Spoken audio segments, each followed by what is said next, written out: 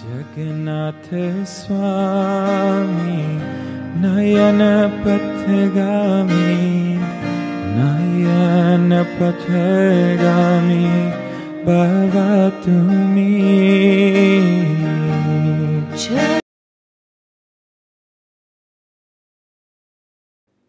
Breathing in love and breathing out love to you all.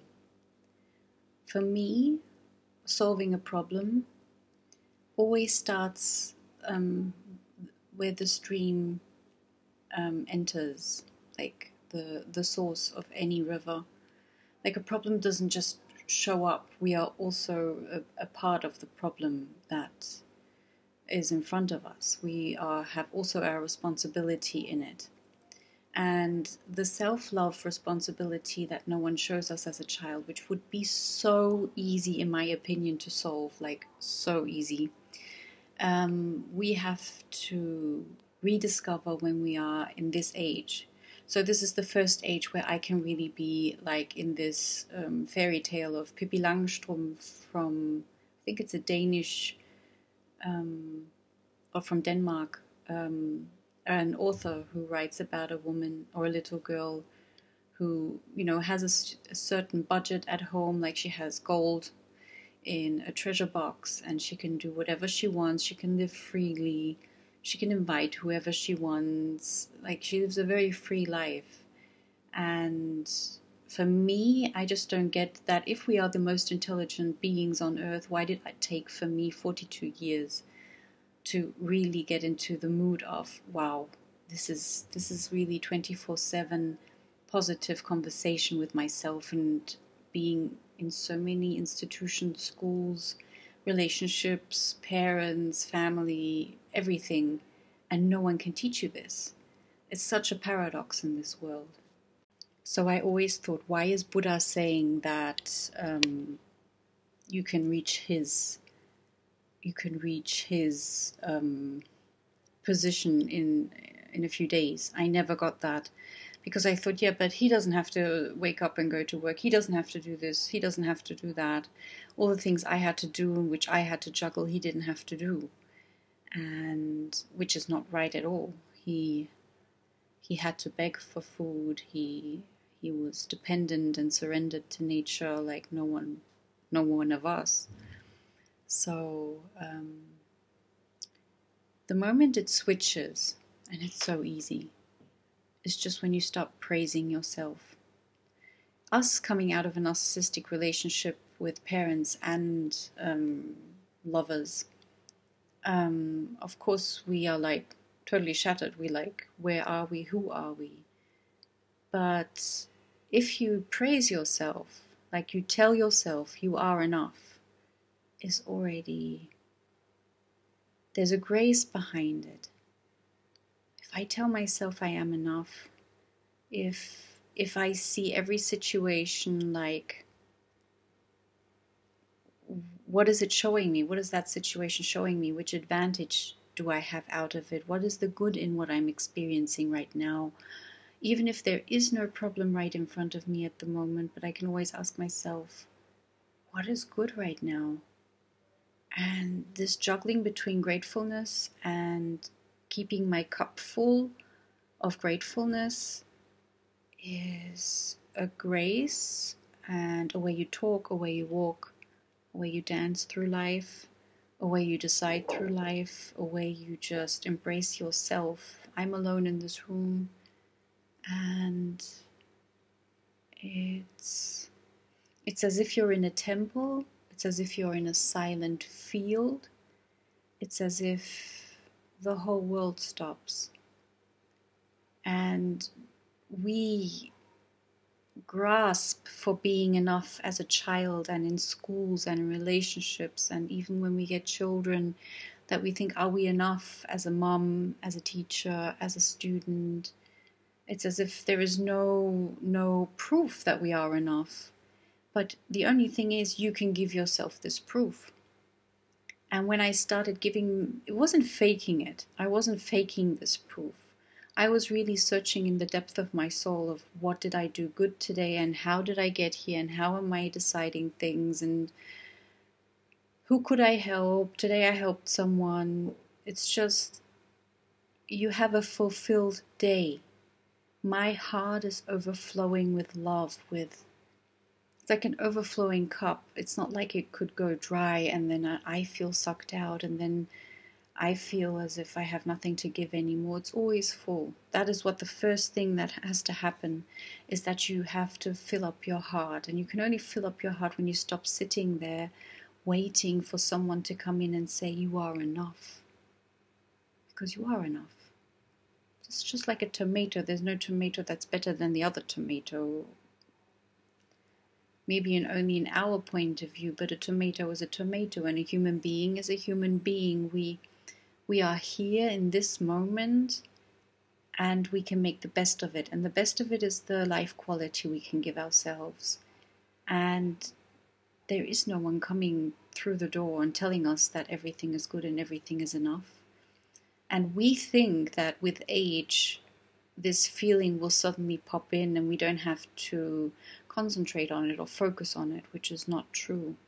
With age, you will be so distracted with so totally different things, and suddenly maybe have the time of your life, like you have your pension, you have your money. You won't concentrate on that. So in all, it's a decision to think about your day in a gratefulness that bears any negativity. You will just walk in grace. It's really as if I can only describe it as if I were always walking down the aisle to my own wedding. Everything is good, and even if things are not good, you can see the advantage of it. You have to see yourself in what is good in it, and then you walk again. You walk very slowly back into that grace, and you know why it happened. You know why certain situations happen. You know it from the bottom of your heart, and you are also responsible for it. It's not like someone else, and you're not a victim. You're not like always someone else is pushing it on you.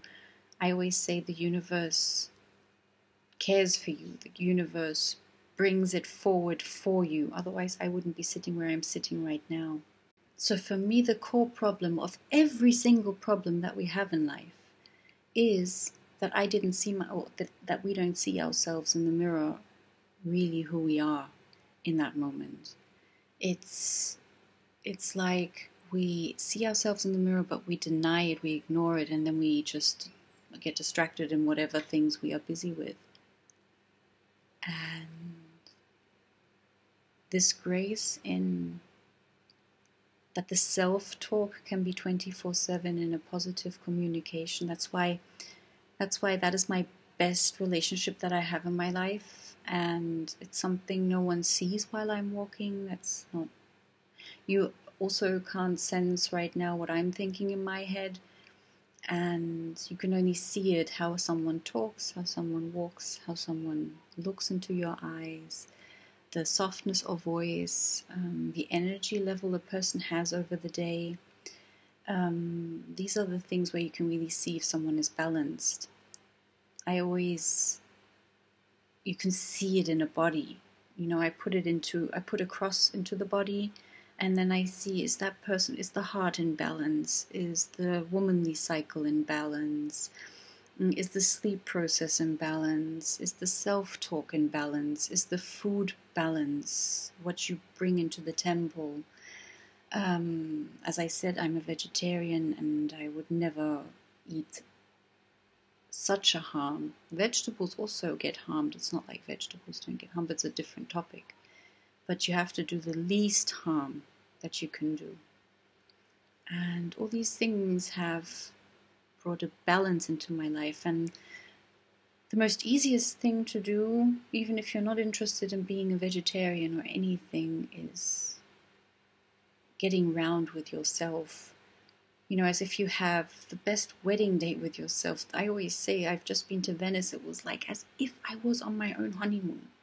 It was like I was going over, and I was thinking, what would so many women give to just have this moment of going over, and you don't even need a wedding planned, because you can have the same feelings without it. You can walk like a millionaire if you want to. If that is your thing, that's your goal. running towards this kind of things. Even if you have a goal of opening up a hotel or a hostel or whatever, already walking as if that hotel is running really, really good. I can already do that. I can imagine things. I'm an artist. That's for me, for God's sake, that God gave me this. I can already go into those images. I can already see myself, if that is what it is, what I need. But at the moment, it's not none of that. It's like you don't have to subtract and add anything to my moments in life, because all I want is to be a healthy, balanced, happy woman walking.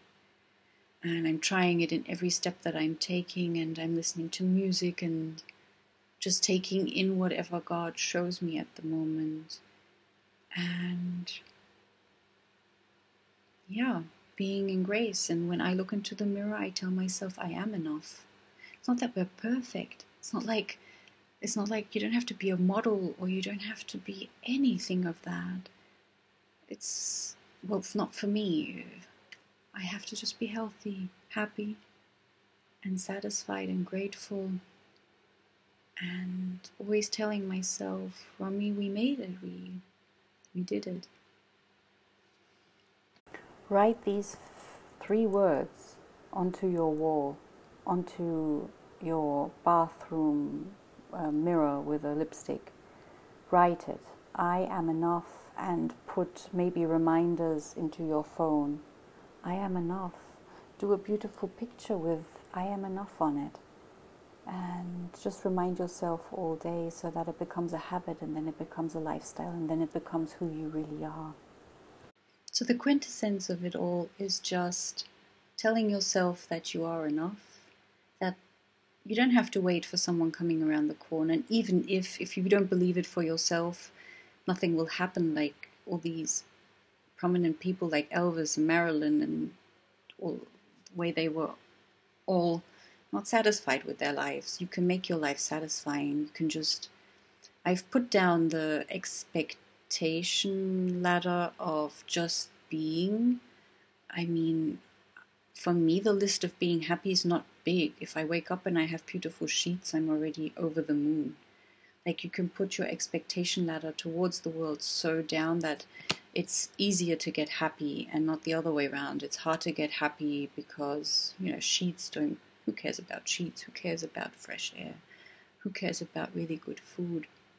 If you put your ladder down, it's much easier for yourself to be in this I am enough, and the universe has my back. So breathing in love and breathing out love to you all. Jagannath Swami Nayana Pate